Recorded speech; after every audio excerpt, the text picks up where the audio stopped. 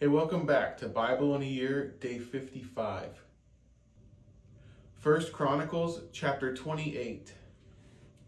David assembled at Jerusalem all the officials of Israel, the officials of the tribes, the officers of the divisions that served the king, the commanders of thousands, the commanders of hundreds, the stewards of all the property and livestock of the king and his sons, together with the palace officials, the mighty men and all the seasoned warriors. Then King David rose to his feet and said, "Hear me, my brothers and my people. I had it in my heart to build a house of rest for the ark of the covenant of the Lord and for the footstool of our God. And I made preparations for building. But God said to me, 'You may not build a house for my name, for you are a man of war and have shed blood. Yet the Lord God of Israel chose me from all my father's house to be king over Israel forever.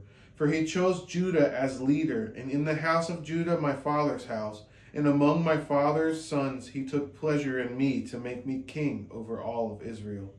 And of all my sons, for the Lord has given me many sons, he has chosen Solomon, my son, to sit on the throne of the kingdom of the Lord over Israel. He said to me, 'It is Solomon, your son, who shall build my house and my courts.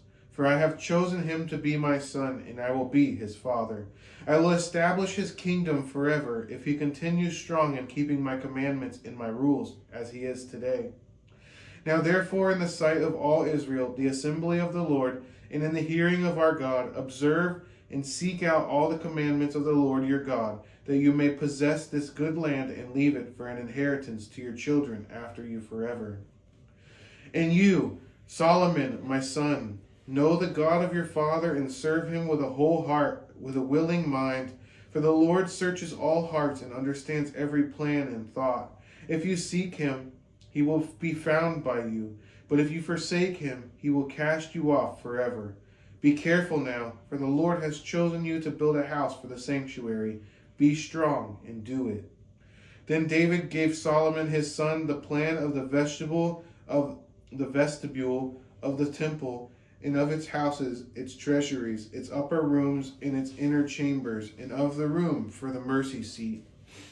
In the plan of all that he had in mind for the courts of the house of the Lord, all the surrounding chambers, the treasuries of the house of God, and the treasuries for dedicated gifts, for the divisions of the priests of the Levites, and all the work of the service in the house of the Lord, for all the vessels for the service in the house of the Lord, the weight of gold for all golden vessels for each service, the weight of silver vessels for each service, the weight of the golden lampstands and their lamps, the weight of gold for each lampstand and its lamps, the weight of silver for a lampstand and its lamps, according to the use of each lampstand in the service, the weight of gold for each table for the showbread, the silver for the silver tables, and pure gold for the forks, the basins, and the cups.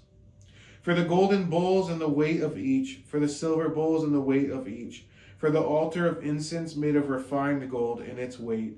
Also his plan for the golden chariot of the cherubim that spread their wings and covered the ark of the covenant of the Lord.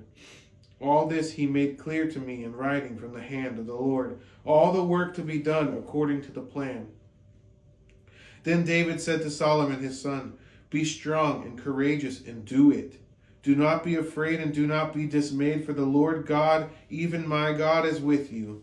He will not leave you or forsake you until all the work for the service of the house of the Lord is finished.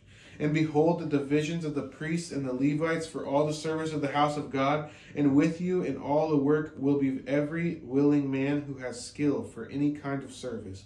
Also the officers and all the people will be holy at your command."